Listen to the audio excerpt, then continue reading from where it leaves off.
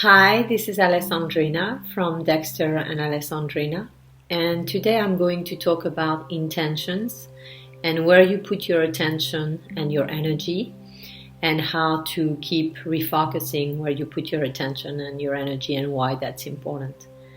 So this is part of the series, the tools for personal empowerment, for living an empowered life.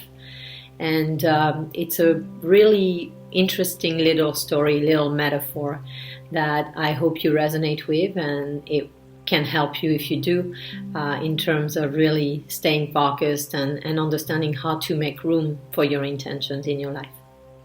So the metaphor is about growing a garden, and whether you have a personal experience about growing your own garden, or you've learned about how people farm or how they garden, or just, if you've read about it or just have some kind of idea about what it takes to grow a garden, then you will get this.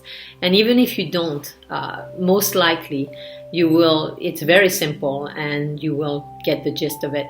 So essentially, when we're growing a garden, a new garden or a new field, we will want to prepare the soil. And so you could look at this garden as your own self. And essentially, whatever it is that you want to grow, right, within yourself, in your life, then you will want to prepare the soil. You will want to prepare your garden so that it can grow without having different weeds in the way, different things in the soil that are not optimal, that are blocking the flow of nutrients to the surface, and anything that might be blocking also water that's coming, subterranean water that's coming from underneath the ground, and a good irrigation system, whether it's one that's above ground or underground. So you could look at this process of clearing the weeds from a garden and creating space as a process of really understanding anything in your subconscious mind that might be in the way of your intentions. So for instance, sometimes we will want something and it will be difficult for us to manifest it. And the reason for that is that while we may be clear about our intention and what we want, we might have subconscious, limiting, or opposing beliefs about those same intentions. So for instance, let's imagine that someone wants to be in a relationship, and that while they want to be in a relationship consciously, they have different beliefs, subconscious beliefs, that they've been conditioned into, whether from their parents or society, or as a result of prior relationships they've been in. And those beliefs could say things like, it's not safe to be in a relationship.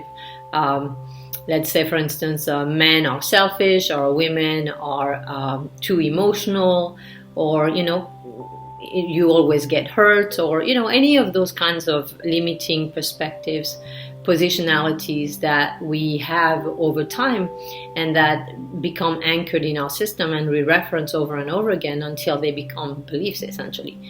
And so oftentimes we wouldn't be necessarily aware that those exist. And so those would be the weeds in the garden. And while you can see the weeds in the garden, you could say maybe that those would be the seeds of the weeds in the garden. So you wouldn't necessarily be aware that there's all these seeds growing and taking up nutrients, where you would want to plant your flowers or your plants or your vegetables or your fruit. Well, they wouldn't be able to get as much nutrition from the soil, because they would be the weeds and the seeds from the weeds that are taking up the nutrients, a part of it. So that metaphor is essentially when we're wanting to grow something, when we're planting a seed, and an intention is planting a seed. When we're planting that seed in our garden, within ourselves, then it's important that we have first made room for it, that we have created the space so that it can actually get the nutrition that it requires in order to grow. And so if the weeds are not there and they're not taking up the nutrition, so if your beliefs are not there and they're not being re-referenced either subconsciously or consciously throughout the day, then there's room and energy to put your attention on the things that you want, on your intention. So if someone wants a relationship, for instance, they can resonate with that. They can resonate with a partner. They can resonate with what it feels like to be in a relationship. They can resonate with feelings of connection, of love, of harmony. If there's underlying subconscious beliefs about relationships and self and genders, then that would come in the way, because that would take up some of your attention, some of your energy, some of your focus throughout the day without you necessarily being aware that that's happening. Except maybe from time to time you would become aware of a negative thoughts and maybe suppress it or distract away from it, and therefore it wouldn't be resolved. So the weed or the seed would still be there, and it would continue to grow and to take up nutrients. In terms of the garden and the watering metaphor, the watering metaphor is essentially just, giving love and nurturing, cultivating our intentions.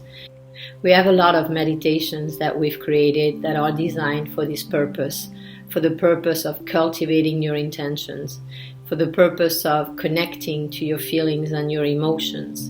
And truthfully, the most optimal way and the most effective way of being able to manifest our intention after having cleared the beliefs, the limiting beliefs, the weeds from the garden, is to really be able to feel what we feel and to allow ourselves to connect to the elevated states of emotions and consciousness that are associated with the things that we want, with our intentions. And the more we do that, the less we are separate from them. And the less we are separate from them, the more that we are one with them, we become them, and therefore they come into our fields of consciousness, our fields of manifestation, and it happens quite naturally. I hope this is helpful and that you enjoy the garden metaphor. I often use it during my sessions with clients. They find it to be quite refreshing and a really good depiction of the process of growing our intentions, cultivating our intentions, nurturing our intentions in the same way that we would a garden. And we know that growing plants and flowers or vegetables or fruit, it takes a lot of love, care, planning, and understanding of the ways that things grow and how to optimize the growing of the things that we choose to grow. And so it's the same with our intentions. The more intentional we are actually about our intentions and growing them and cultivating them, the more they will grow and they will manifest. And then as a result of that, we build positive momentum towards new intentions, because of course we're constantly refining our process of understanding ourselves and knowing what we enjoy and what brings us happiness, fulfillment, love, joy.